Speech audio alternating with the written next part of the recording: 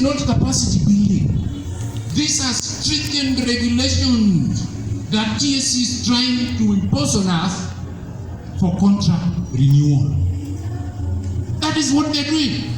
Whereas human resource practices allow for capacity building, they do not allow an employer to self-regulate employees. We need another body to do that. So anybody coming around to tell us that teachers are accepted to be trained for 30 years is speaking for himself. We have told the Secretary General that nobody was consulted on this thing. It was not done in a proper manner. There was no public participation, and we have said no to it. If the national office cannot help us, we are going to take up the mantle. We started it yesterday here in Migori. By the time I was waking up this morning, 22 counties had supported that position. We are saying, give us time.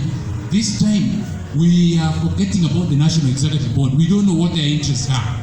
We don't know what those people's interests are. Most of them are retirees who are perhaps just looking for retirement benefit. We are going to bypass them. We are going to Nairobi next week to start something that will serve the teachers of this country.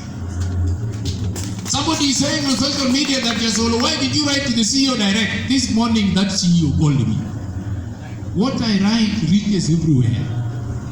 It is in over all the counties. That letter is in all counties, and you have seen secretaries responding to it in a manner to show that even in their counties, teachers did not accept this. And we have asked the National Executive Board members, who are you representing when you say the teachers accepted this?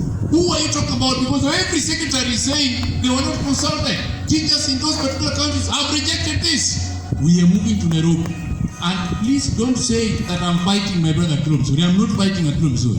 I want to make him a better leader. Because he even wants to be a governor of Kuppet County, where I come from. So I must make him a better leader today. And next week we shall make a joint statement as Executive Secretary of all the 47 branches. And the first statement we are going to make is that we will no longer respect any decision made by the National Executive Board. We shall have another bout if that requires us to do it. All of us can be Secretary Generals. It's only that we must have one at a time. But if that other one is behaving like he's working for the Ministry of Education, Teacher Service Commission, he is forgetting that he is employed by teachers to speak for the teachers, the mind of teachers, we will say no to that person, regardless of who he is, regardless of whatever ambition that he has for 2022. That will not help us. What is helping us is what we have now, not what we are going to look at tomorrow. So next week, watch this space. It is a war beyond Migori. This is a war that we must take to the national level, and the national level must hear us. We will be in Nairobi next week. If we have given them up to Tuesday to come up on national television and say that what they said there were not the opinion of the teachers, it was their own thinking. If they don't do that, we shall be there to say what the teachers want. How many of you support that position? Thank you very much. God bless you. Because of time, I may not say much, but pray for us. Don't think it is easy to come out and say some of these things. We are under already a lot of intimidation. But you know that your executive secretary is not a man who fears small things.